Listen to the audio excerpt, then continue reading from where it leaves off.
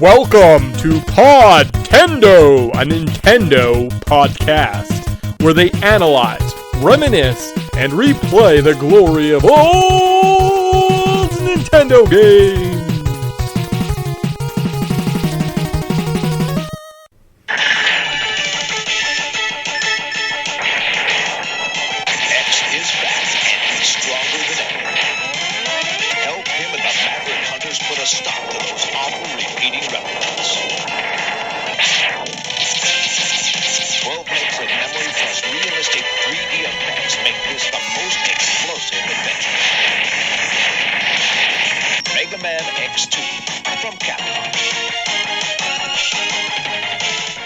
Hey guys, welcome to the Podtendo podcast, where we analyze, reminisce, and replay the glory of old Nintendo games. We can contact it on Twitter. Oh wait, no, I don't say that. Email us, podtendo@gmail.com. Maybe check us out on YouTube. Probably a good way to get a hold of us. If you contact us other ways, we probably won't. A review, pop culture, let's play, retrospective shows. So you're going to get all four of those things today as we discuss these two epic games. I'm your co-host, Mick, and I'm joined every episode by my lovely and talented co-host, Tyson. Solid. Cool. Welcome. How are you? I'm all right. How are you? Yeah, can't complain. Yeah, it's never a bad day when you're playing some Mega Man games, eh? No, not at all. We have two of the NES games, so the Mega Man X and X2 and X3 is kind of what we're diving through today.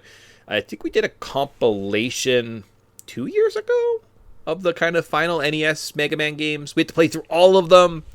We got through, I think, the Super Nintendo ones. So we hit most of the Mega Mans outside of Mega Man 7. Right. And that gets us basically off of the Nintendo platforms till Mega Man 64. Okay. I know there's a bit of always feels like there's a bit more wrap up, but no, it just no. It's it for the Mega Man series almost, right? If we're looking at specifically just exclusive Nintendo titles, right? Not looking at I think X series then moves to the PlayStation. Same with potentially the Mega Man games. I'm not entirely sure where Mega Man 8 surfaces, right? But yeah, and I feel like I always forget. Like, what's the one that came out? Like, there was a really long hiatus, and then there was one. That's 11. That's 11. Okay. Yeah, or technically 8 was the last one, and then there was a big delay, and then 9 and 10 came out, but they were, I feel like one of them was almost like a fan remake or something like that, and they came out sometime in the Wii era. Oh, okay, yeah, that seems to be it. Like, I'm thinking 8. Yes. So this is kind of our last 2D adventure into Mega Man for a little while, right? Unless we wanted to somehow get into like the Battle Network series or the Zero series. We can kind of jump from here into the Mega Man Legends, right? Mega Man 64 is kind of our next kind of entry point. So this will be kind of our wrap up of what we want to consider maybe the classic 2D series. Yeah.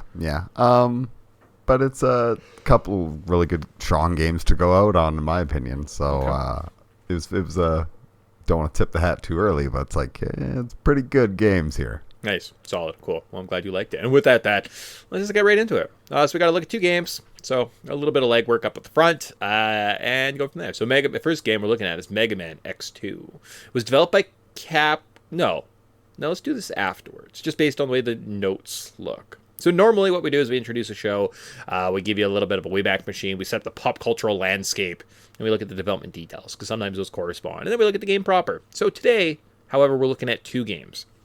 What are we going to do with the Wayback Machine? What are we going to do? Well, technically, or not technically, but if you went back and listened to our Mega Man X show, we went through this and we said, wow, this is one of the best times ever. It was in December of 1993. We had amazing movies, great TV shows. It just seemed like everything was hitting. And I've always referred to this as one of the better Wayback Machines. It's always stuck with me. And that's one of the things. So I thought, hey, you know what? How do we do a Wayback Machine for these two games without referencing the first one? So what I've set up today, instead of just going to one time period, our time machine circuits are on overload, people. We're going to travel back to 3 times simultaneously and allow Tyson to decide which era he wants to live on based on these 4 categories. So are you ready for a little bit of a bridge / combo / threesome Wayback Machine? Yeah, I'm looking forward to it. Cool. It seems interesting. All right, so no songs. So we'll reprieve everyone of having to listen to music. We don't want to do that. And we're going to look at 3 different shows. So this is our first ever through a versus Wayback Machine. We're looking at December 17th, 1993 versus December 16th, 1994 and December 1st, 1995. Capcom kind of knew that you should release games in December so people can buy them for Christmas. Yeah, it's like you don't even need to market games because people are gonna be actively looking for what are new releases of games. That's it. Holiday seasons, people are buying stuff. So here we go. Let's look at that. So 3 games. We're gonna start off by looking at The Simpsons. So I guess you pick of these which is your favorite. I'll keep tabs and we'll see which game ultimately had the best year. All right? Yeah. Okay. That sounds good. I look forward to it. And there's 4 of them, so it shouldn't add up in a tie unless it splits 2 and 2. So. That's true. Yeah, I didn't even consider that. Son of a gun. I should add another category. All right. All right. So we're going to start off by looking at The Simpsons. So in 1993, you could have watched the season 5, episode 8, Boy Scouts in the Hood. Okay. Bart joins the Boy Scouts and Homer's being Homer. All right. So then, but in 1994, you could have seen season 6, episode 10, Grandpa versus Sexual Inadequacy. Okay. All right. And then finally, 95 is Sideshow Bob's Last Gleaming, season 6, episode 9. So of those 3 episodes of The Simpsons, who is coming away with the crown as the best Simpsons episode?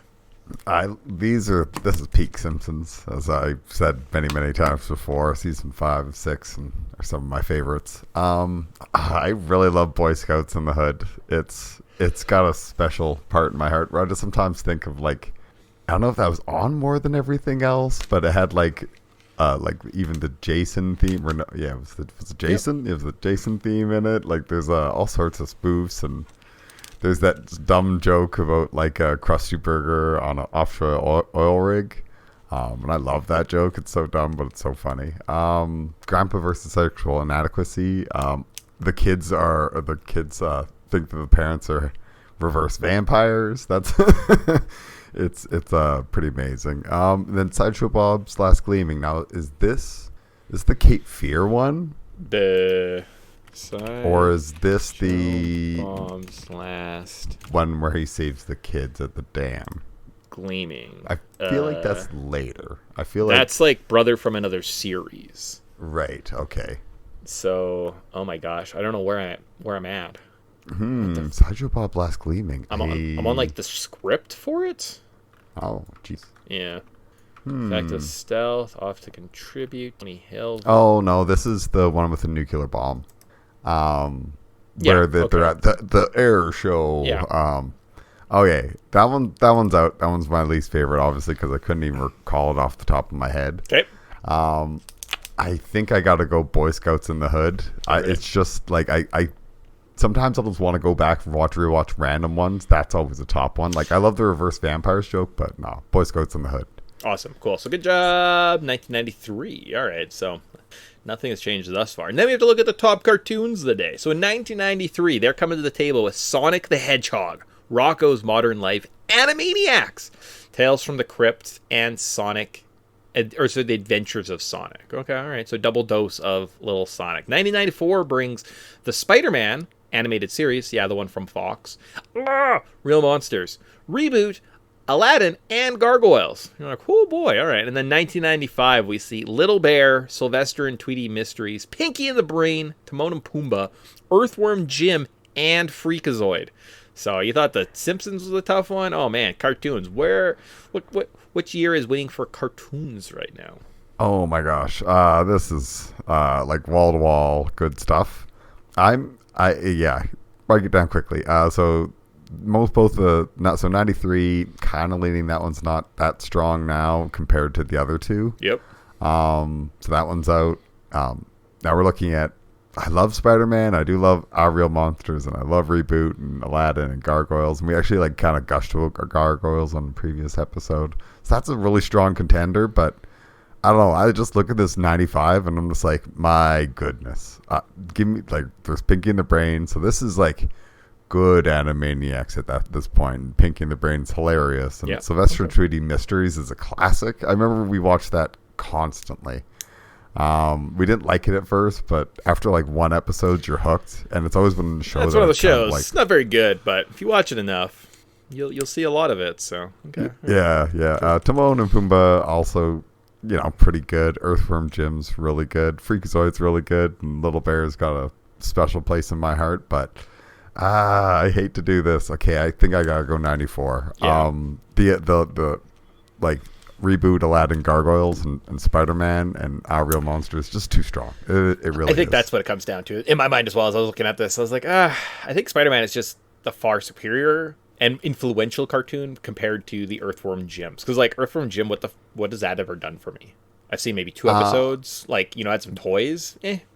Yeah, I remember the games and the toys more. And Freakazoid, I like a couple of good episodes. Sylvester and Tweety is just like you said, it's kind of like if you watch enough of it, it becomes very watchable. But it's like I remember forcing ourselves to watch it because we're like, Okay. And Pinky the Brain's okay, but yeah. All right. No. Well, now that we had those 94. light categories, 93, you got 1 point. 94, oh boy, you got another point. Let's see if 95 can get on the board.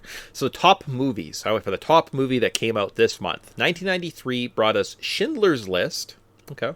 94, you get Dumb and Dumber. Oh boy. And then 1995, you get Heat. So of those movies, what is the best, most watchable movie?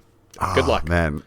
Yeah, so Schindler's List is amazing, but it's one of those movies where you watch it once and I'm good. I don't need to watch this again. Yeah, so Okay. But Dumb and Dumber is like a classic. You can always put on any Sunday or every Saturday. Like it could have been on every Saturday of like my TV watching life, and I probably would have just kept watching it because it just seems like it'd be like, oh, it's always on TV, and it's always just like, it's Sunday, there's nothing else on. But in my later years, I've really grown to love Heat. Michael Mann is really a cool little filmmaker, and Heat has some of the most badass, realistic like gun scenes. It's not like John Wick levels of absurdity. It's a very like realistic and ground level kind of like action movie, and I just love it. I could just watch it a lot. It actually, my love for Heat got me back into like what's Miami Vice and Tokyo Vice all about, because these are his like TV shows. So Yeah. I got to give it to Heat.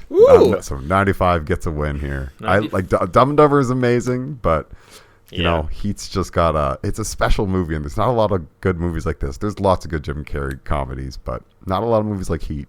Cool. Awesome. Sweet. Yeah, no, that was a tough one. All right, so now we're all tied up going to the final categories, and it's video games. We're a video game podcast. Why not? 12 minutes? We spent 12 minutes on this segment? Oh, boy. All right, well, I'll be quick. There's not a lot going on in these games. All right, top video games. 1993 brings to the table, we get Doom. Disney's Aladdin. All right. 1994 sees Tekken and Wario's Woods. And 1995, we have Dragon Quest VI, Tales of Fantasia, and Suikoden. So, of those, do you want a first-person action / platformer, or a fighting game and a platformer, or a bunch of RPGs? Yeah. Who's walking away with this bad boy? So there's standout in everyone. Like I think Disney's Aladdin's fantastic in '93, Tekken's amazing in '94, Suikoden's like awesome, great little RPG where you collect everybody. I gotta lean '93. Doom as the 1-2 punch of Aladdin is just too strong. It beats the Tekken Warrior Woods because like it's first Tekken. It's not that great. It's kind of hard and like clunky.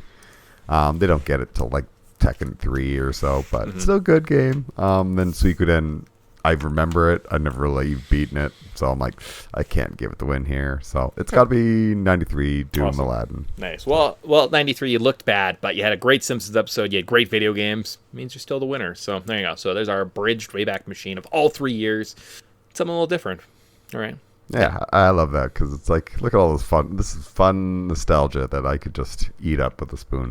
Yeah, those are pretty banger years there. So I'm okay. Oh, but no, peak. yeah, Send me back. That's out of the way. Let's get back into Mega Man, shall we? So we'll start off with our first game today. Mega Man X2 was developed by Capcom, sold under 1 million copies. Release date was December 16th, 1994. How long to beat has this game at 4.5 hours. eBay price $200 and up. So sucks. eShop price $20 on Nintendo eShop. And then where to play it, you have to play on your Super Nintendo, your PlayStation, your Sega Saturn, and then most modern consoles with the X collection. Yeah, with eBay prices $200, just buy the X collection. I think we both picked it up for like what? You have multiple copies, and I grabbed the digital one for like $10-15. Like, this is cheap. Yeah, for I think so I many have good an games. X collection on the PS2, and I spent about $20 on that. I bought it day one, which was another $40 for the PS4, and then I think I have a copy on my Switch. So yeah, all in, I'm probably for 3 copies under $100. So don't spend $200 on our original. Yeah, Or yeah, do that's fair. I don't know. I'm not going to tell you what to do. Yeah, it's your money. You do what you want. Exactly. All right. So now we know what the pop cultural landscape sort of kind of looks like for this game. Let's look at the development details of X2. A majority of the people who worked on Mega Man X2 had either been heavily involved with the development of the first Mega Man X or were completely new to the franchise. Inafune was hands-off with the art design in Mega Man X2. Instead, he began focusing more on planning, production, and story writing for the newer series, beginning with the title. What? Really? You're like, what should we call the second game? And he's like, well, the second Mega Man game was called Mega Man 2. Huh, this is a real humdinger. You know what? I'll get back to you. I need to take a long weekend, maybe go to Aruba. All right. I'm gonna take some paperwork off my desk. You guys have a bunch of assignments. I'm gonna go focus on this title conundrum. Oof, man. Could be anything. What do you want to call the second Mega Man X game? So weird. It was his decision to bring Zero back to life in Mega Man X2 simply because he thought it would be a shame to keep him dead. Inafune felt particular attachment to Zero, a character who he had designed and originally intended to be the main protagonist of the X series. In creating the 8 ancillary Maverick boxes, the development team considered holding public fan submissions, as they have done with several games from the original Mega Man series. They ultimately decided against the idea and wanted to further establish a contrast between the two series. Mega Man X2 has an in-cartridge enhancement by Capcom called the CX4 chip, a digital signal processor which allows for limited 3D graphic effects like rotation, enlarging, and shrinking of wireframe objects. Yeah, it's interesting. I didn't realize it, but it makes sense because it's like these X games. When I was like playing them on the collection, it's like, dang, these these look so good. Mm-hmm. Like, my goodness, you can't tell me this is a Super Nintendo game. Like, I know Super Nintendo games look good, but god dang, these look so good. But that's the thing, though. Like, you go to look at Jurassic Park 2, The Chaos Continues for the Super Nintendo, and then look at Mega Man X2, and the amount of sprite design and the character, the emotion, and just the character that you get from Mega Man versus the chocolate and vanilla man from the Jurassic Park games. I'm like, they just look like blobular characters. Like, how is that the same system, right? Oh, 100%. And it's like so much details put into just like just texturing and shading the objects, where like, yeah, they have that kind of like anime aesthetic where they always kind of have like the light always looks like it's hitting them in the front or whatever. Yeah. Then they're kind of like, but it looks nice. It's a very nice look, as opposed to just like is there a face on this thing, or is it just shaded in color? It's just shaded in color because we don't want to. That takes time to effort and animate. We're not doing that. Yeah, there you go. Capcom took time and chose. Cool, yeah. So the controls of this game. So much like the non-X counterparts, you can run, jump, and shoot. As you play through the adventure, you gain abilities to dash, although you have dash from Jump Street on this one. Might have copied this from the last one. Dash jump, you can break bricks. I don't know if you can. Perform a variety of special attacks once a boss is defeated. Returning from Mega Man is the charge shot that can be upgraded, as well as a wall jump, which completely changes the platforming in the adventure. Okay, you can upgrade your health, weapons, and armor in this title. You can also collect sub-tanks, similar to those found in Super Metroid. Unlike E-tanks from Mega Man, once obtained, they are reusable. There is a hidden technique that we will discuss a little bit later. For the most part, the controls are tight and still feel great today, and the boss weapons in this game do have additional power-ups when you use the charged version of them. Cool. Yeah. It feels like you got a really much more intense arsenal of stuff. Mm-hmm. Lots of upgrades, and you can kind of go. You can backtrack if you miss stuff. It's kind of very cool. Mm-hmm. Seems like this game's a lot like the original Mega Man games are a lot like more horizontal. These games feel more like much more vertical because they really do like, oh hey, this wall jumping thing. get good at it real quick. Yeah, you're going to have to do a lot of scuttling up some walls at some point in this adventure. So if you're not, lots of time to practice. Oh, you want to wall jump on these little tiny hover platforms that go up and down over spikes? Have fun. Yeah. Oh, and it's raining. Oh, good. Yeah. Oh, and you're being chased by fire. Great. Awesome. Okay, cool. What first memories of this game? I may have played this game or X3 way back in the day. Our cousin had rented a Mega Man game on a Super Nintendo, and we were playing it at his house. So it might have been Mega Man 7. Not entirely sure. But I know that later, that same visit, we watched an episode of the Mega Man cartoon, and were amazed by the plot of the episode mirrored the game. We're like, wow, this must be it. So afterwards, we went back to that 16-bit goodness. I did play X2 probably around 14 years ago. I had a New Year's resolution was I wanted to say that I'd completed 100 games. So I started a little list of games I had beat, and I had people contribute. And one of them was X. If you haven't played Mega Man X, play that. Play X2. They're awesome. They're great. So I played both of them on emulator. It was kind of fun. And yeah, I had an emulator use save states. Cool. Neat. For yourself, do you have any first memories of the Mega Man X series past Mega Man X, I guess? No, like I think I said in the first X game, we had did we randomly have X4 or something for the PlayStation? Because I remember we had it on PlayStation. Was it X4 or X6?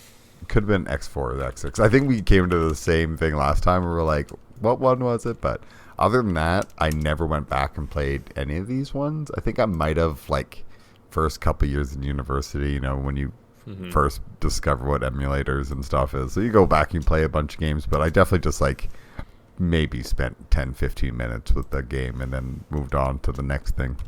So yeah, no real first memories. Maybe X5? It's tough because both X5 and X4 on the PlayStation are both just Mega Man and Zero chillin', and I know Mega Man and Zero were on the ones we had. So yeah, it definitely had a prominent. I think it's X4. Maybe because I guess because it was a best hit, right? So it had the green label, so maybe that's the one. Yeah, and the art style wasn't super polished. The other ones, there's a huge jump in the art from X4 to X5 and then X5 to X6. Okay, all right. There's a big jump. I feel like the one I had was kind of a jankier thing. So randomly we fell into the series after these games. Neat, cool. All right. Yeah. Cool, awesome. All right, how about the story of this fun game? So 6 months following the incident, X becomes the head of the Maverick Hunters.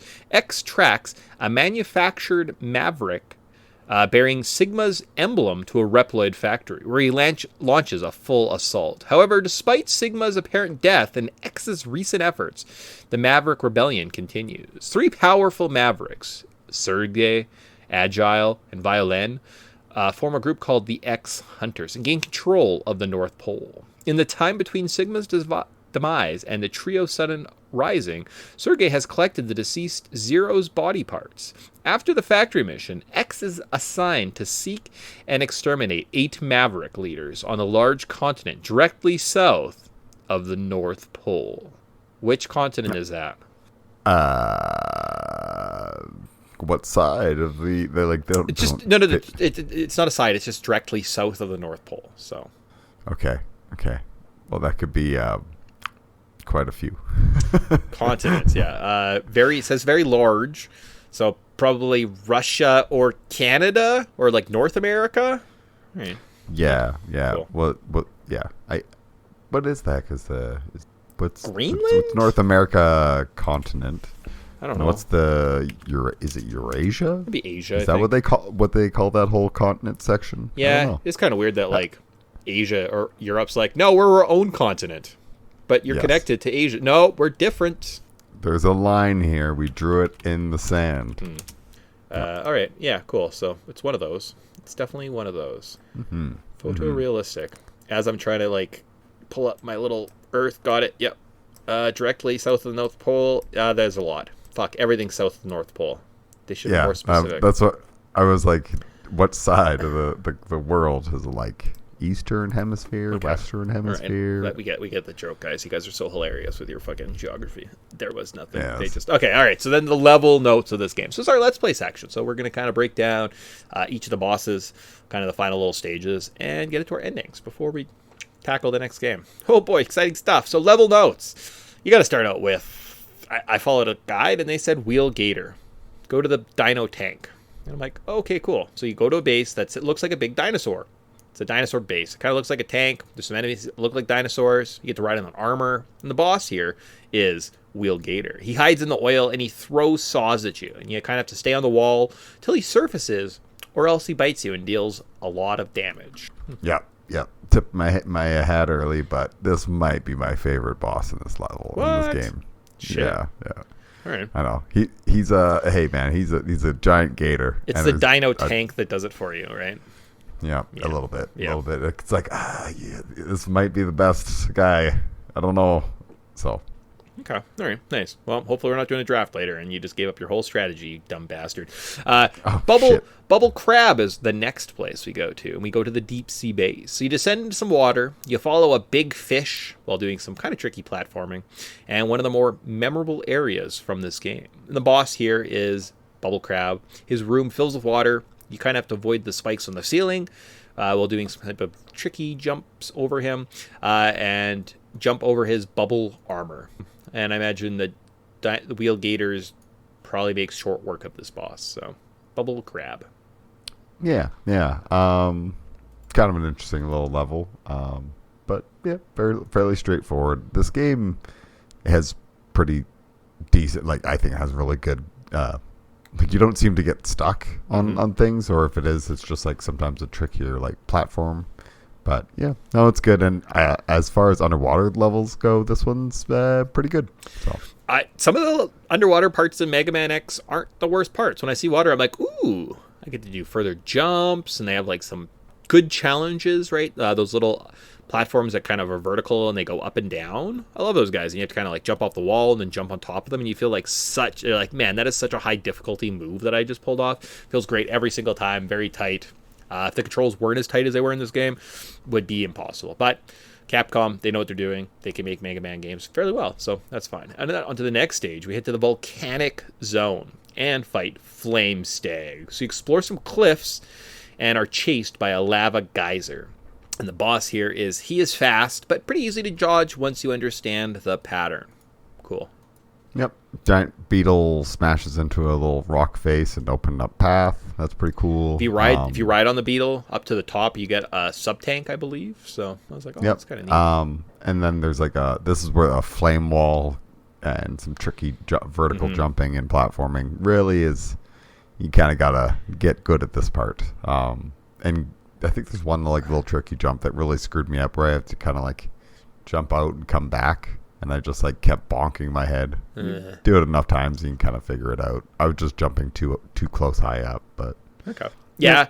Well, and the unlockables in this one too. I think there's a heart piece behind a little spinny gate guy while the lava is chasing you. That was the first sub tank or the first heart piece I got, and I got it just in time for the lava to hit me and destroyed me. But I'm like, I will play the level again. I guess I needed that upgrade, so it's kind of neat, kind of fun. Absolutely. I love the little heart upgrades that you can find. Makes you feel like you're always, whenever you find one, you're like, I need this. I need them all. Give me all the health. Well, in this game, it's not you actually do, because everyone kind of hits hearts. So the upgrades are kind of a necessity. Moth is our next, the robot junkyard. So like the name says, you fight your way through a robot junkyard. It's very dystopian feeling.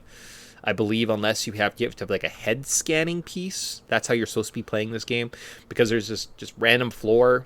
And if you don't use your Wheel Gator attack on it, it won't break. But if you do, you go under the floor and you collect one of the upgrades. Maybe arm or something like that. Heart piece. But it's definitely one of those, how are you supposed to know this? It's just every Mega Man game, they have uncollectibles, unlockables, and there's one that's just randomly behind a wall. It's a stage! Yay! The boss here is... First fight is it's Morth Moth. So this first stage is he's a larva, and he just kind of throws junk and hangs from the ceiling, and then once he dies, he becomes a beautiful butterfly, and he drops glitter on you. Yeah. Probably a lame boss in my opinion. Yes, but, very much so. Yeah. Different, kind of neat, but you take so much of his health away when he's in his larva stage. His second stage is almost useless, right? And you're like, oh, cool, great. Yeah, it's almost like he's just should have just been the second stage the whole time. But what do you do? Yeah, but we're on to the central computer. You're in a factory/science area with spotlights and falling, sliding, stacking boxes. The boss here is Magma Centipede. He kind of teleports around the room, and if you have Morthmoth's, I don't know whatever Morthmoth's ability is, he just kind of like takes the damage and dies. You're like, cool, great, good job, Magma Centipede. Yeah, one of those standard tropes in Mega Man where it's like, you have blank, therefore you instantly beat blank. It's like, yeah, hooray. That's kind of all the weapons in both these games. Neither of them are very memorable. They don't become like mainstay weapons. I basically just use my Mega Buster and platforming abilities to get through most levels, and then just use just the boss's weaknesses on them, right? Maybe there's like one or two exceptions in the game, but for the most part, they're kind of just nerfed, right? Like tough, unless you have the weakness, and then they're too easy, so. Yeah, well, even to a point where, like, I think if you dash and you're just using your regular, like, pellets, it does, like, the strength of a charge attack. It's ridiculous. It's like, you don't need all the extra weapons, but at this point, they've always been around, so they need to be there, but they're definitely not a main focus. Not at all. And on to our next final sixth stage? Six of 8. All right, so we're on to the Crystal Snail, and he lives in the Energen Crystal. All right, so you're in a crystal level. The level isn't, but it seems like it should be slippery. Okay, all right. I have to use other blocks, ride armor, or wheel Gator's weapon to uncover secret areas. The boss here is Crystal Snail. With his weakness, he's super easy, he's slow, and he does a lot of damage. He has a shell that he launches at you, and when he's in a shell, he's invincible. So good job. Yeah, cool design. Like, I do like the design, but kind of an underwhelming boss. So yeah, okay. But I like this level. Any level where you can get some ride armor and cruise around and do some stuff with it. It's like, I always appreciate this. That's fair. Overdrive Ostrich. Speaking of ride sequences, you're in a desert / sand base.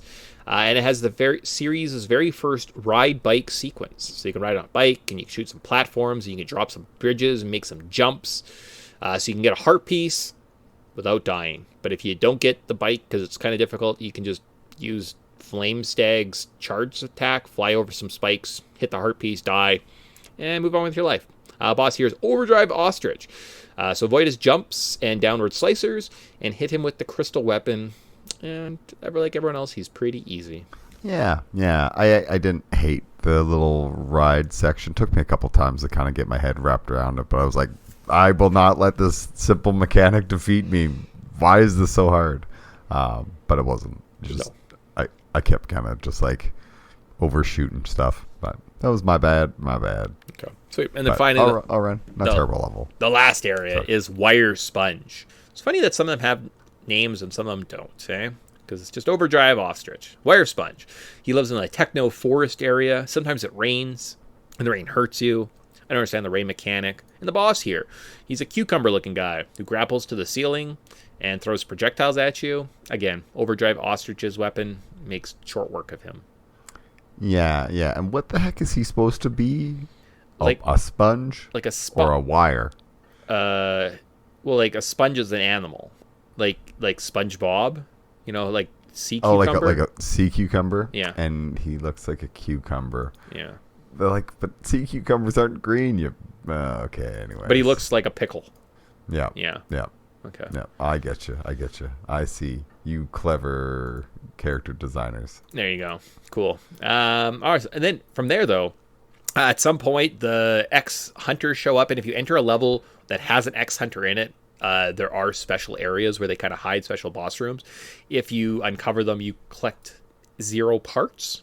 Collect all of them, and you get a special ending. I think I got 1, and I might have got a special ending, so I'm not entirely sure how it works. As well as, depending if you fought the bosses or not, it will affect the bosses in the next 3 stages. So, right.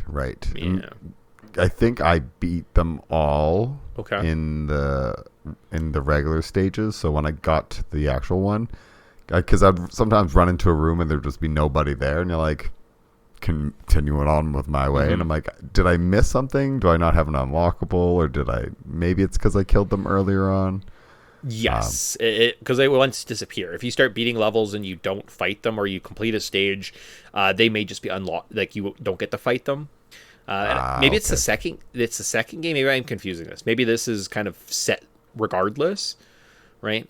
It's the second game that has a bit more ambiguity with like who do you fight and who don't you fight.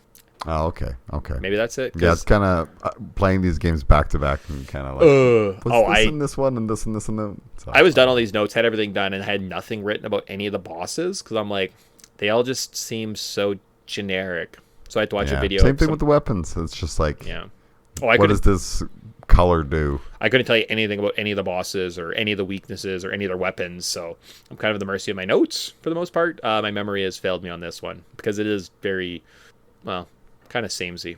So X base 1 though, you fight Violin. So you're in an older factory with walls that will try and crush you, and the boss here is Violin. He's kind of bulky, and he has like a cannon, or like a ball on a chain that he throws around. It's not too bad. He's very dodgeable, right? So you should be able to get through this one. Not so bad. Okay. Yeah, no, not so bad at all, actually. All right. X Hunter Base 2, though, we see Sergey. So you have to travel through an underwater section. You do some tricky platforming over some spike. I think this is one of the ones I liked, where it has a little vertical platforms that move back and forth, and you have to do a bunch of wall jumps in a row. Yeah, it's kind of fun. And the boss here is Sergey. So he's in a big gunship. One of the weapons kind of just destroys it. No problem. Makes short work of it. Or charge shot. And you can also kill him that way. So, Yep, yep. He's got a fun hat. yeah. Yeah. Good old Sergey. I think there is a Yep. fan theory that there is some text somewhere, or he says something, maybe in the Japanese version, that makes it sound like he's the reincarnation of Dr. Wily. Okay. Yeah. Kind of see that because he's kind of got that white hair thing going on. Sergey. Yeah. Certain images, some artwork, I kind of see it. And you do it, and a Dr. Wily picture shows up. So I don't know if he comes back or it's just like a fun theory, but there you go. Maybe our Dr. Wily. Cool. Yeah. X Hunter Base 3, though, we fight Agile. So you have to ride, this sees you riding a directional platform while moving up a vertical section. It was really tough. I considered quitting playing this game and just watching a YouTube Let's Play, but I completed it. It was terrible. One of the weapons, if you do a charge shot, it like slows time down. And the Let's Play I was watching, when I made the notes after the fact, I was like, oh, that's how you do the platforming. But it's awful. I hated it. I died a lot. It wasn't fun. Yeah, yeah. I originally started playing these games on the collection, but I was quickly, let's say, motivated to play on an emulator, just for the sheer sake of like, you know what would be really nice right now? Some like cheats. Oh, big, yeah, and big time. And it is one of those things where not having the save states in the collections, I was like, ooh, man, this does kind of hurt this game ever so slightly. Like, I'm less motivated to try and play through it, so... Yeah, and I feel like the other collections had save states. So many save states, and they're so easy to do. I don't know why this one doesn't have that. It seems like missed opportunity. And the boss, Agile, it kind of floats around the room. If you have one of the attacks that goes upwards, it's very easy to hit him. And then sometimes he like will create platforms and drop the platforms with spikes and try and crush you. So don't get crushed by the platform. Cool. Yes. Yeah, that's that'll kill you. We do see X base 4 is just a Maverick boss rush. Yep, we got it, no problem. That means we're Hey, on. gotta have it in there every time. Sure do. And then we're on to X base 5, Sigma and the Sigma computer. So after replaying the Crystal Snail, no, is it the Crystal Snail? No, it's not Crystal Snail. Magma Centipede. So pretty much word for word exactly the same factory for Magma Centipede, same spotlights, same dropping blocks. I was like, that's weird. We run into Sigma. He has us either fight the real Zero if we didn't collect any parts, or if you collected a part, he has fake Zero, and then real Zero shows up and defeats him. I think that's what happened to me. I didn't fight Zero, so I was like, oh, okay, cool. We jump into a pit and we fight Sigma, now equipped with Wolverine claws. So not like the lightsaber he had in the first game. He's like, you know what else is cool? Wolverine. So he has Wolverine claws. And after the fight, we see his true form, which is a computer virus in shape of a wireframe head that can rotate, change sizes. Oh man, that CX4 chip does everything. Yeah, then my goodness, it runs so smoothly. And for it to like need to be a precise action platformer, like God, you can't have any issues here. And it's just like every Mega Man game so polished. I love this. This is the joys of retro games. So nice. Yeah, just very solid. And then ending-wise, X and Zero gaze out over the sea. Sigma has once again been destroyed, but X wonders, will the fight truly end? Was Dr. Light's dream of a world and Reploids live together in peace merely a dream? The price, or what is the price of peace? The price of peace is often high, X thinks to himself. Okay, so I kind of wrote these down while I was like doing a screenshot, so I should have proofread. Let's put it that way. Who or what must be sacrificed for it to become a reality? And when the time comes, will he be able to do it? The future holds the answers. And that's it. yes. Yeah. You don't play the Mega Man games for the story here. No. Well, and there's some translation errors. And again, like I said, I was writing as I was watching the real-time scroll. I was like trying to type, so a couple spelling errors on my part, but nothing major.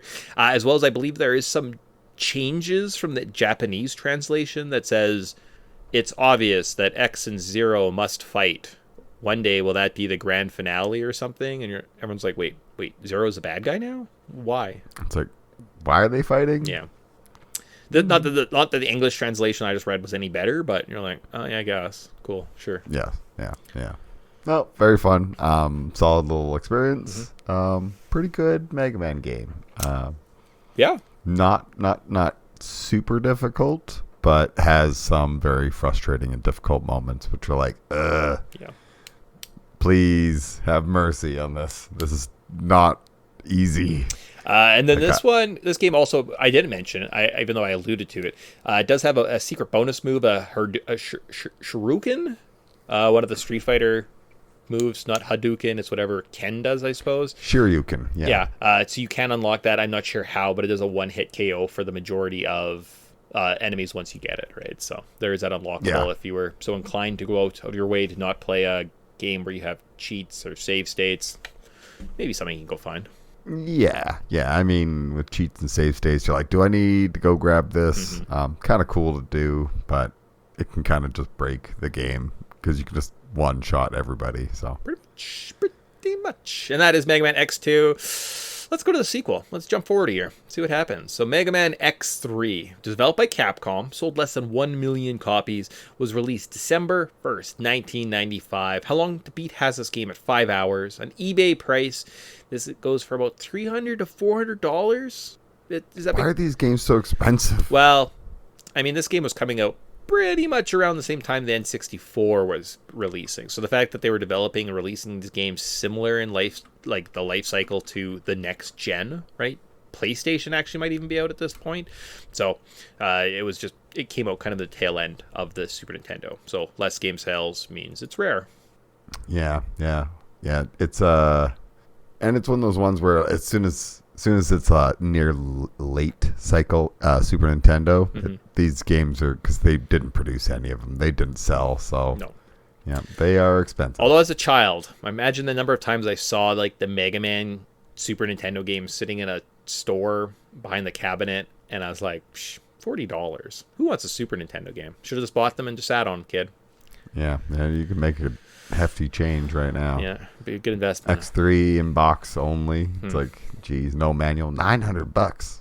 Although I'll be honest with you, I don't ever really remember seeing these Mega Man games. So it's not like it's like a thing I saw every time I walked into my bargain shop. It was sitting there, and I was like, "Wow, I'll just never buy you." So it's not like it's that lamenting. But where to play this game? You'd have to play an original copy on the Super Nintendo when they re-released it on the PlayStation, maybe the Sega Saturn, or most modern consoles with the X collection. Yep. Oh yeah, and again, just hey, you have the X collection. You just like buy it on sale. Yeah. It goes on sale for like $10. It's probably worth playing a couple of the games because they're not terrible. All right, so the development detail of this game.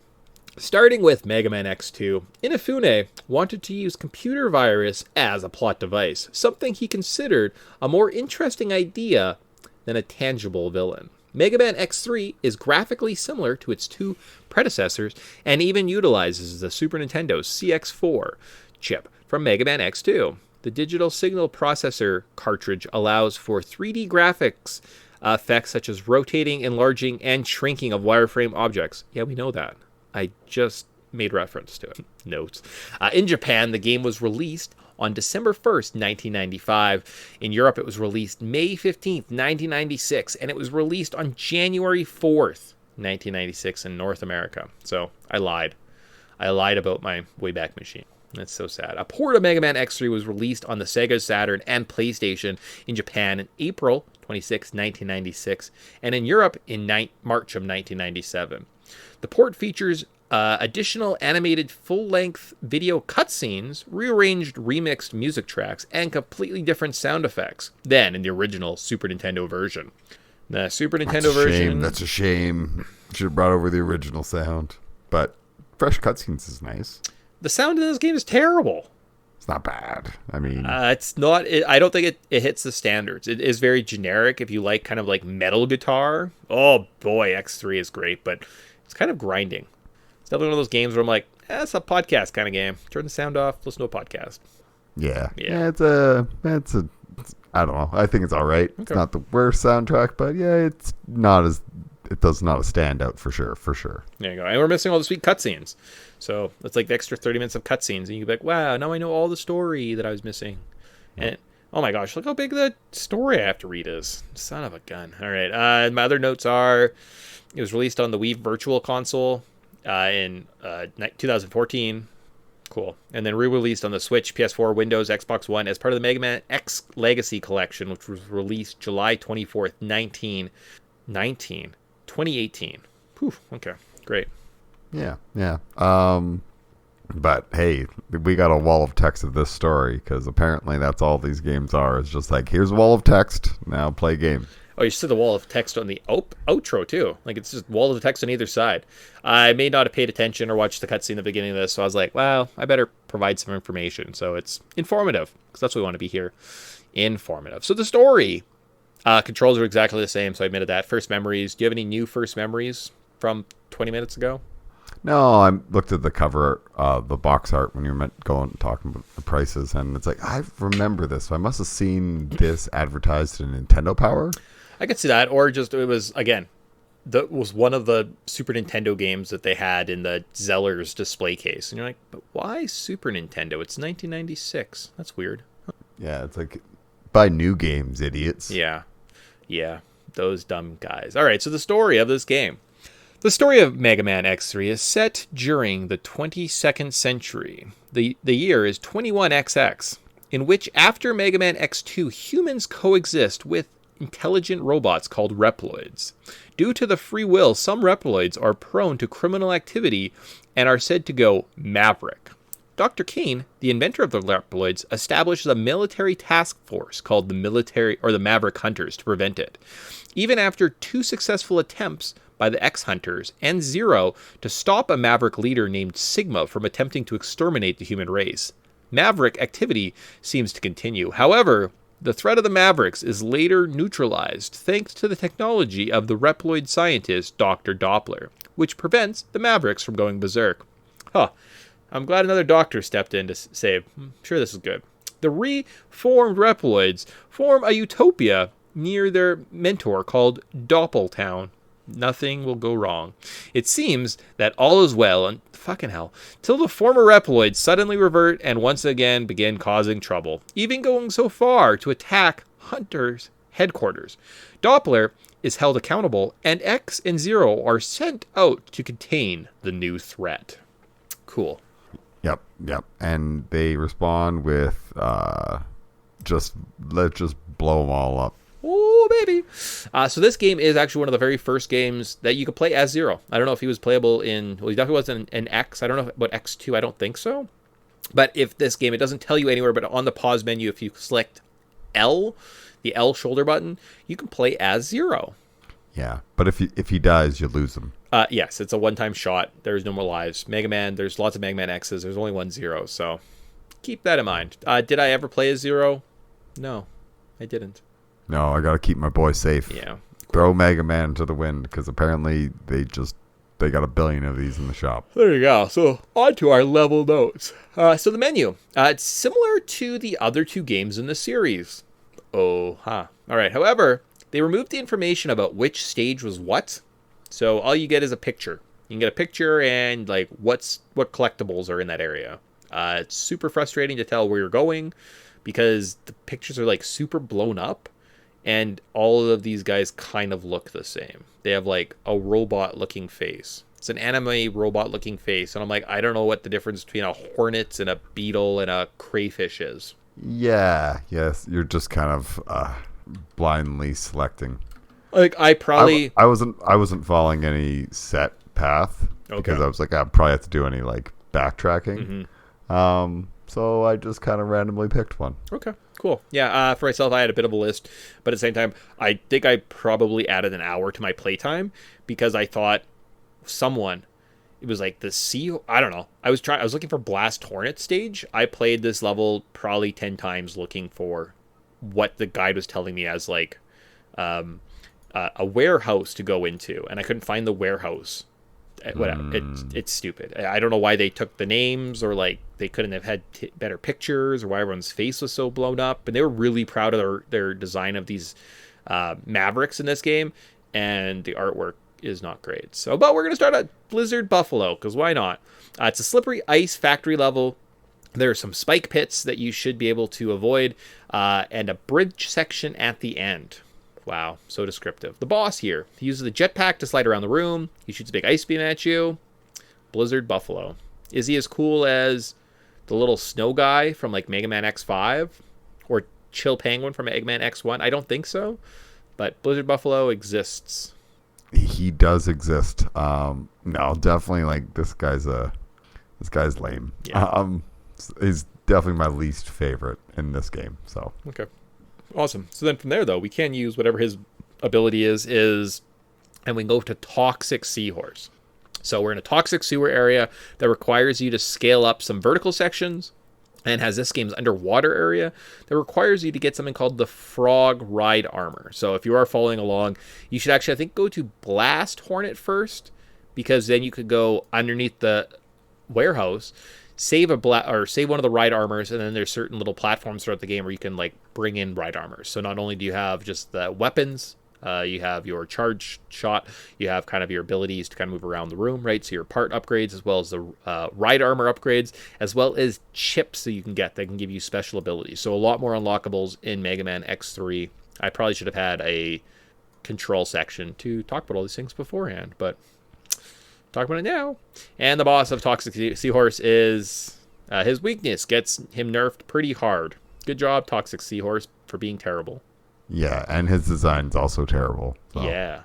Yeah. Like really bad. I was just like, ugh. I didn't even like realize this was a seahorse until I read it. Oh, this is a seahorse, and you're like, I don't see it. Yeah, no, it's not very good. Not very good. Maybe you should have taken submissions from fans. Lazy guys. Yeah. Anything you want to mention about the upgrades in this game?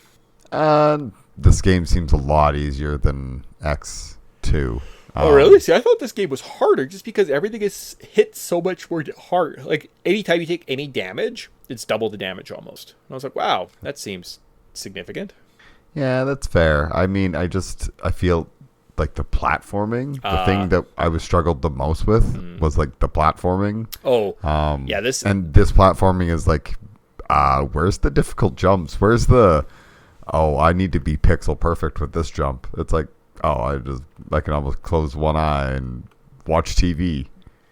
Okay, yeah, fair enough. From that gameplay point of view, I could see that. But I do find that the levels are a lot less imaginative in this game and seem very samey, and it's very easy to get lost. And so it is missing some nuance and some polish, but yeah, you're right. It isn't as difficult in those senses too, right? So the next area, we go to Tunnel Rhino. So it's this game's rock/cave themed area. Not very memorable. All right. So we avoid his drill horns, and he slides back and forth, and that's kind of Tunnel Rhino. Yep. Charges around like a rhino, shoots horns, like rhinos do. So good times. He's not bad. He's kind of an interesting character design, but yeah, pretty boring, pretty generic. Okay. Nothing special. Awesome. So onwards, we can move to Volt Catfish. So he has an electric factory. And when I say electric factory, it's just like a gray room. And then there'll be in the floor you'll just see electricity in like a glass tube. And I'm like, oh, I see electricity. Okay, cool.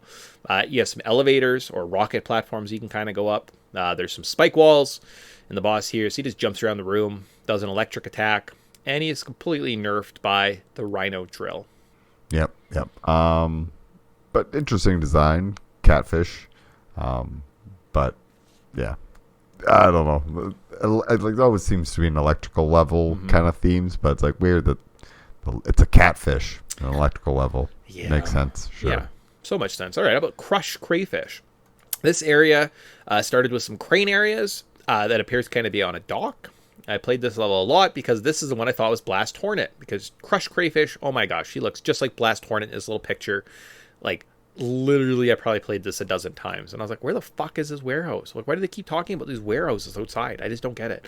The boss here is he throws claws at you. And if he grabs you, he does a bunch of damage. Cool. Yeah, I'm looking at the picture right now, and I'm like, yeah, I couldn't tell you which one's which. Right? It's a little. Well, there's no descriptions, like, and some of the levels are just generic. Like they just go and it's just this gray building on the landscape, and I'm like, I don't know what that's supposed to be. Yeah, like they busted out the Mega Man Maker and just slapped down some like, we have these in default. Let's just pull these and use these same boxes and the same floors and the same backgrounds. I did hear that the main team, right? So we talked about kind of in the last one, most of the team for Mega Man X went to Mega Man 2, or X2 anyways, right, to work on it.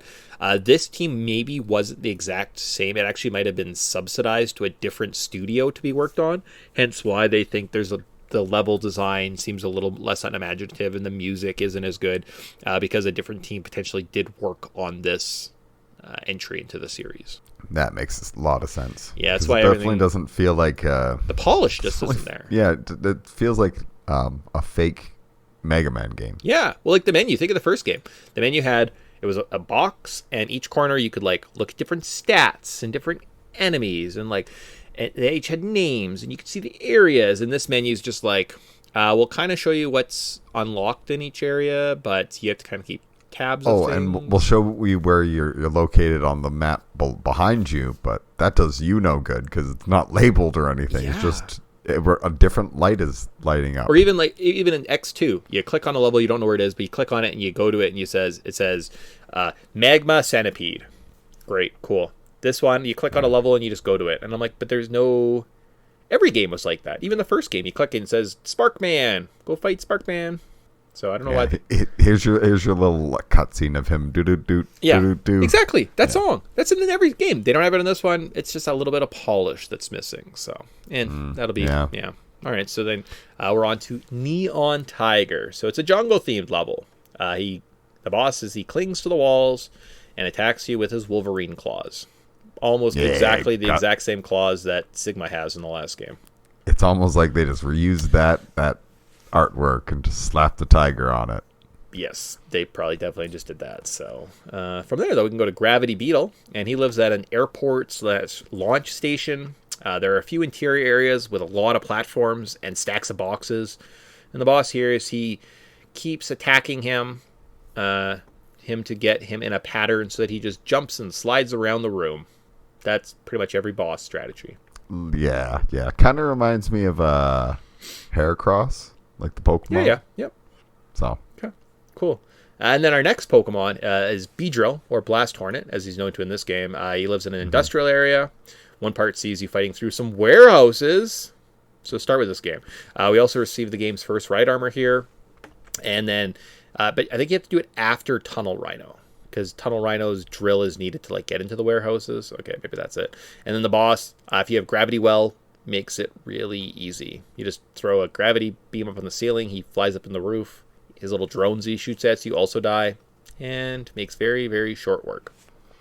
Yeah. Not a super difficult boss, but I think all these bosses have been pretty easy, and minus just like awkward enemy placement. It's like I said, very easy. Kind of get your way through here. I'm no longer having to like. Hopefully, I can make a pixel perfect jump before flames melt me alive. Just do that. This game is like, just move right or move left sometimes. Yeah, the levels It's all themselves weren't bad. There are two bosses called Bit and Bite that periodically will jump through screens. So sometimes you end up in it seems like a boss room, and nothing will be there. Super random. So if you might find them throughout the adventure, depending how much you play, as well as some of the secrets in this area do seem like they get carried away, right? So you need special ride armor. You need to be able to go to a certain area. You need to be able to do like a certain sequence. You need to have a special ability, and it's definitely a game that has a lot of replayability. Not only that, but I believe Vile is hidden in one of the stages. So if you go back to one of the stages, you can find this area. You can go fight Vile, which then changes his appearance at the end of this game. So a lot of replayability with this game.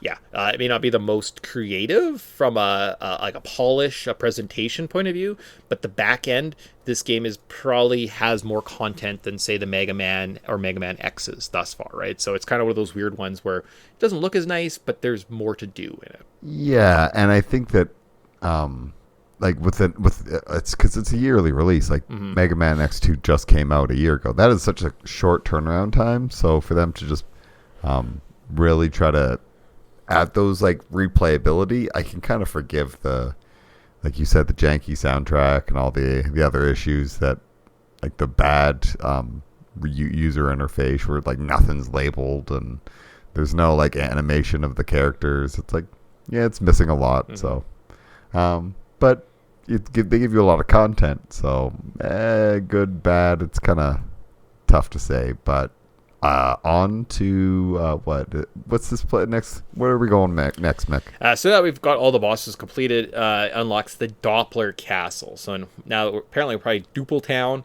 We head to Doppler's Castle. So the first stage is the wall crawlers. We have to fight through some armed forces, clear some jumps with a lowering ceiling, avoid a crushing walls, and fight a big head mech. Zero, assuming he isn't dead, will appear and stop the roof from falling.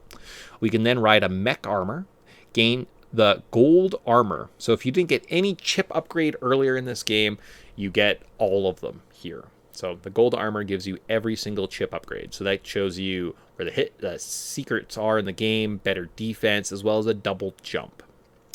Did you get a chip when you played this game?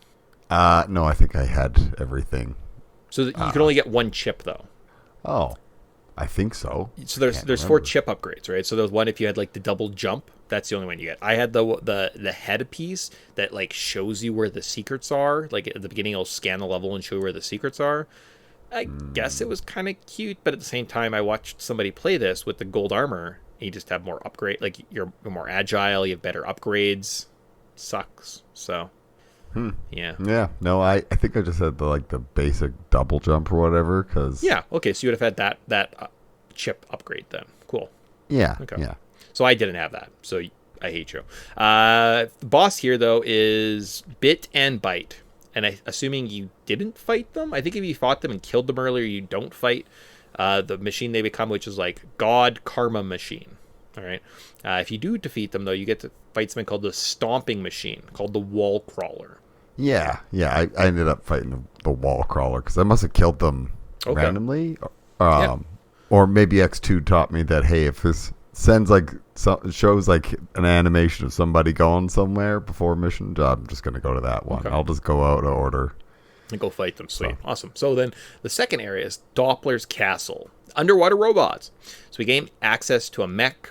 Must use some robots to climb up some spike walls before fighting Sigma. Really? Already?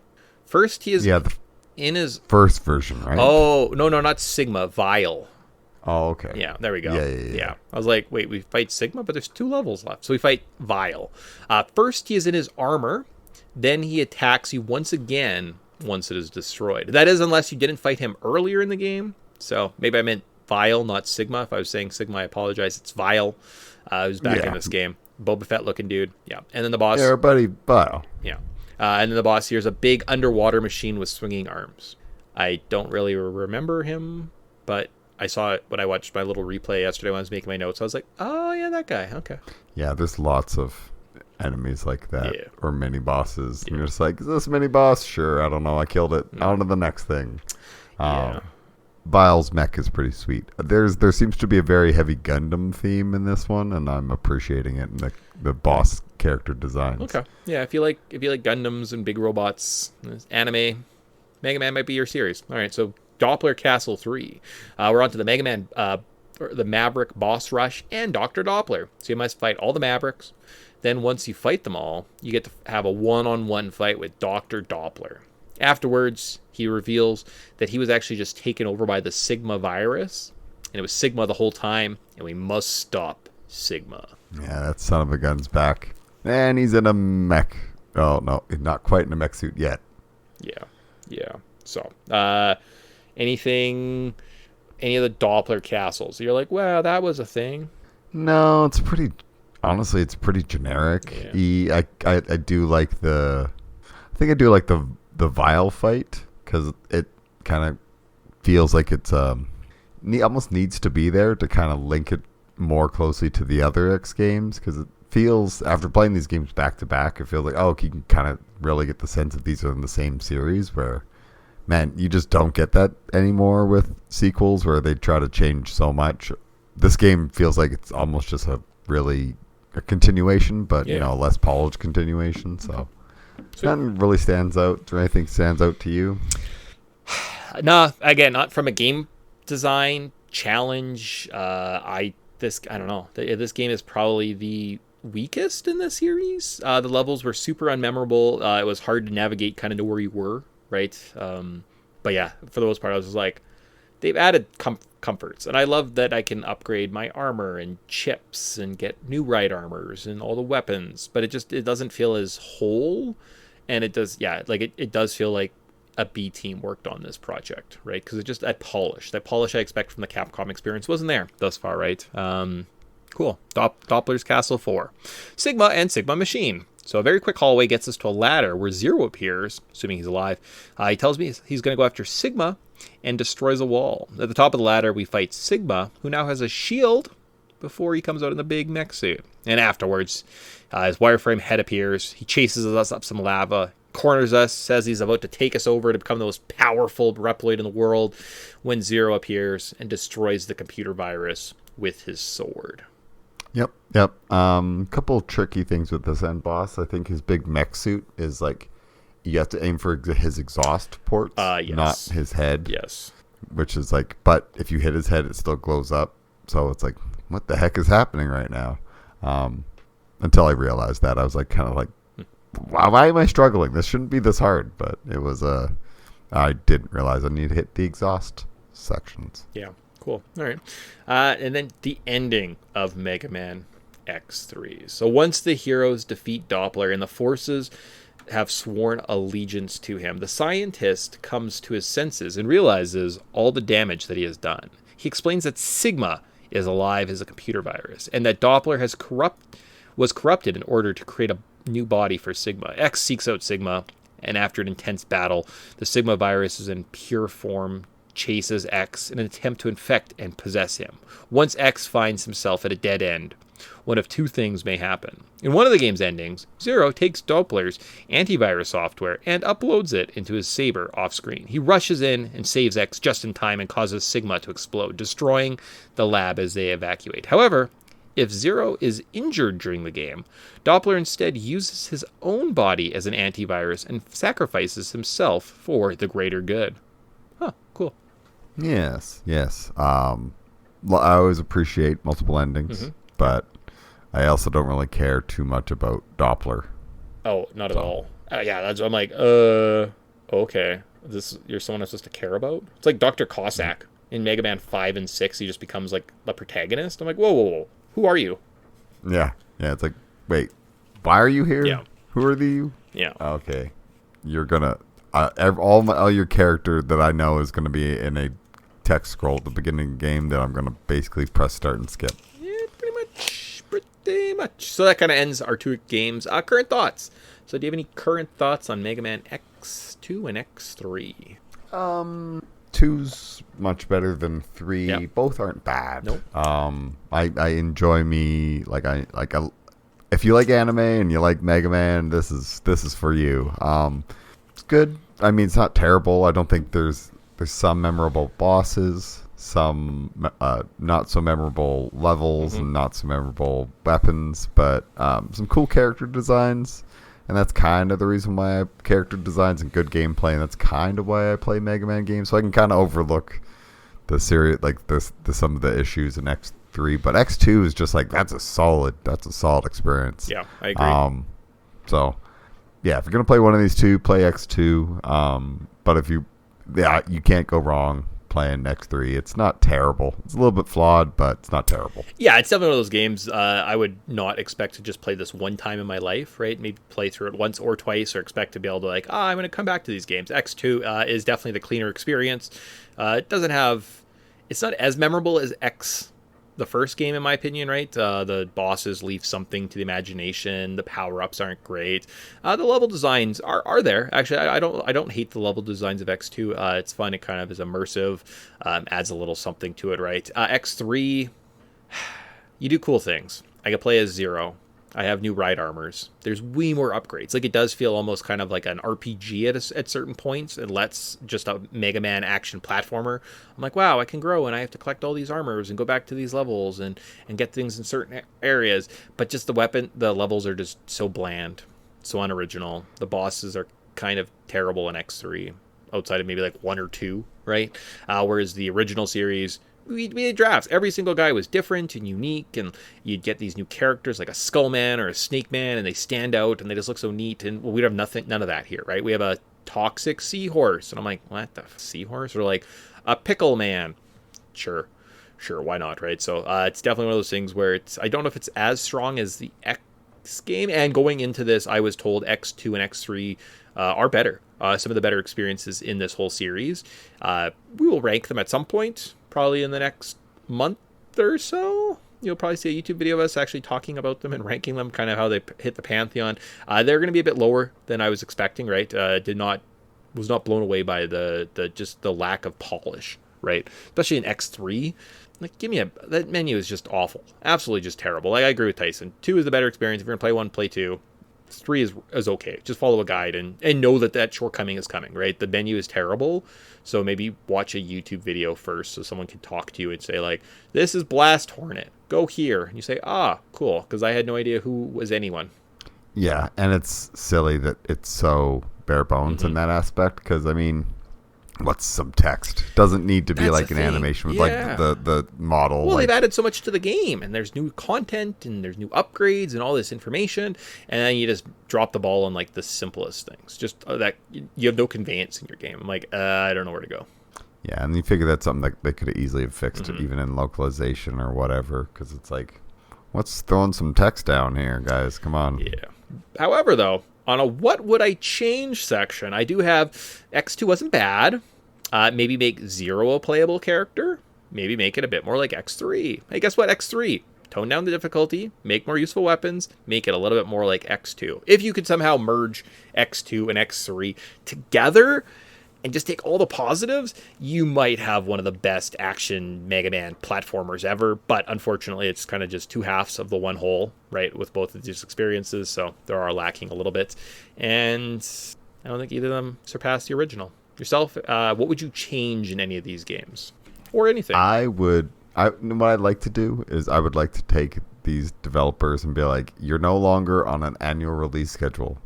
You have 2 years to work on this game. And I want to see what they can kind of come up with. Because honestly, these experiences being made in a year, it's like, that's nuts. Or less than a year. That's very impressive.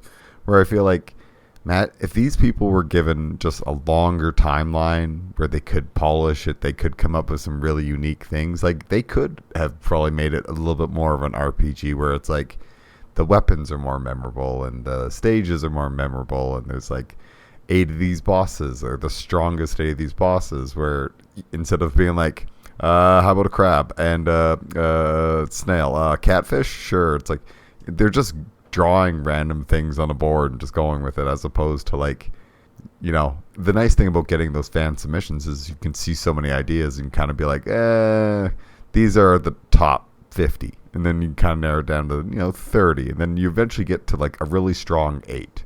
These didn't feel like they had a strong boss. They didn't feel like they had strong things. So I just give the developers more time. I'd want to be like, here, have 2 years, be creative, have fun with it. That's what I want. That's what I would change. Okay, awesome. Current thoughts, what would change? Final, are we buying it? And then we're going to go to this experience. I got a little bit of a cultural significance, and we're out of here. We'll be back with Wind Waker in 2 weeks, so that's pretty fun. So, are you buying it? So, was Zero created by Dr. Wily to be the perfect foil for Mega Man X? Maybe. I think maybe there's something at the end of the Japanese Mega Man X3 where, like, they're like, Zero is created by Dr. I don't know. There's something. Yeah, one used as a gun, one uses a sword, one's blue, one's red. There's definitely something there. Okay, and then finally, about a Sergei is Dr. Wily. Maybe, I like it. Maybe in the Japanese version, not in our version, though. So no, our guy I think might be closer to Dr. Cossack or something with that crazy with that hat. Or his daughter, Annika. I have no idea. Could be anything. Yeah. Heather, his daughter Heather. Cool. Yeah. All right. Exactly. So that wraps up our show. Did we miss anything on either of these games? No. Need more James Bond. Yeah. I think I just had to say that. So there's a tick. That's done. Sick. All right. So in this, finally for cultural significance, in this section we look at game design, the lore, inspirations, turning points, interesting stories. We'll talk about this game relates, give other examples, and try and tie it all back together in the end. This game gave us a very dystopian future vibe. Gone are the days where Mega Man ran through fun-themed levels. Now every level's theme is war, is hell. So since... Here's a warehouse. Or a warehouse, or something, or boxes. I'm like, versus the other games, man, if you were by, like, mountains, as you played through the level, you got closer to the mountains. Then you ended up in a mountain. And I'm like, wow, they had scope in this Super Nintendo, in this NES game. In this game, they're like, it's electric level, see? See, there's a glass tube of electricity. We make electricity here.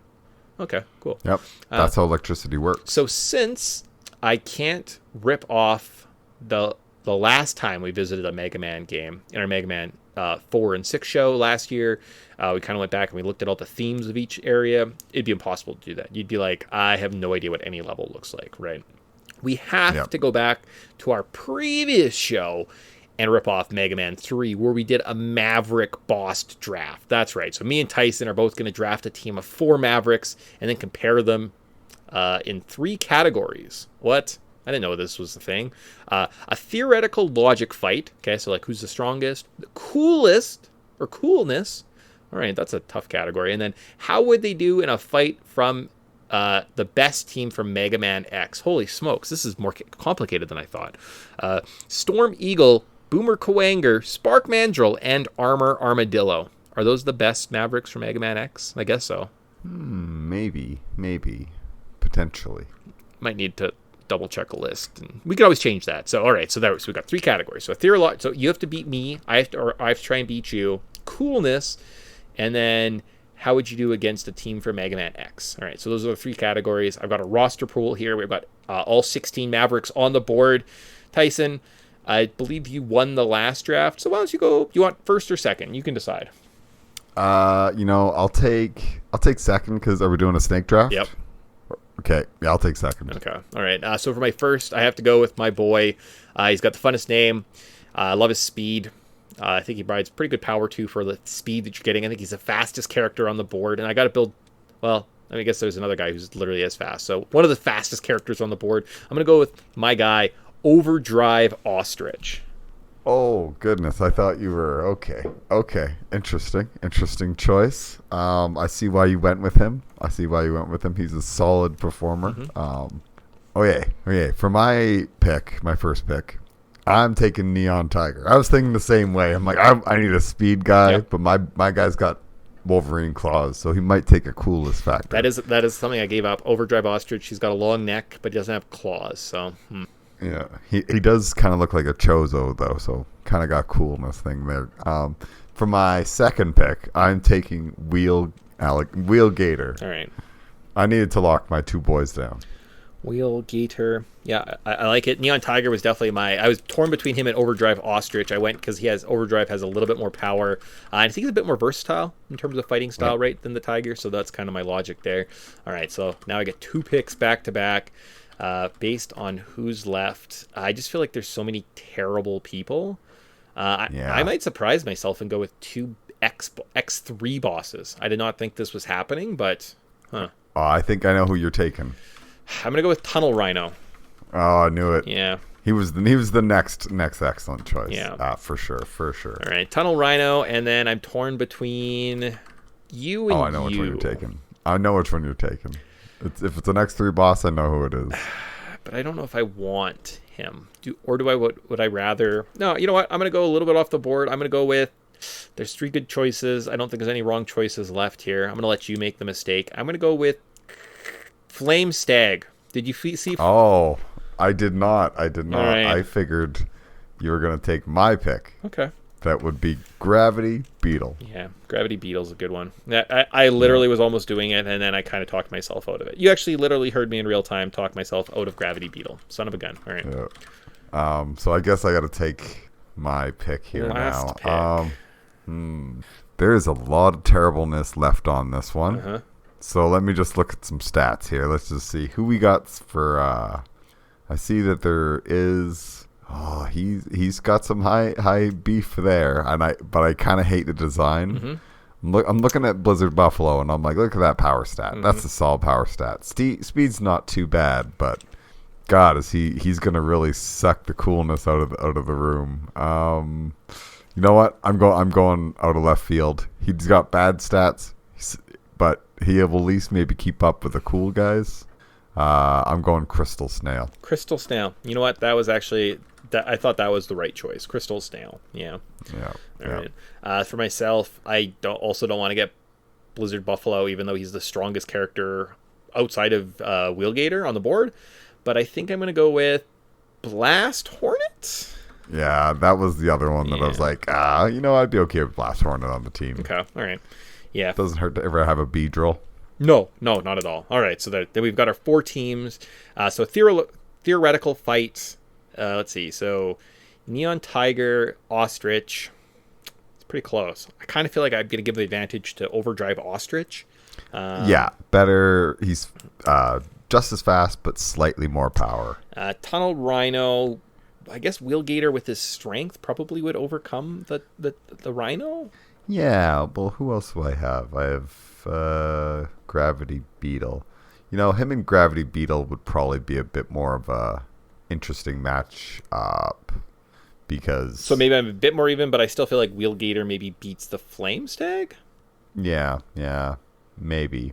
And then I think Blast Hornet definitely beats Crystal Snail because Crystal Snail's not the strongest guy on the plate, but okay, he's there for the cool factor. So I'm gonna give my team 1 point for theoretical fight.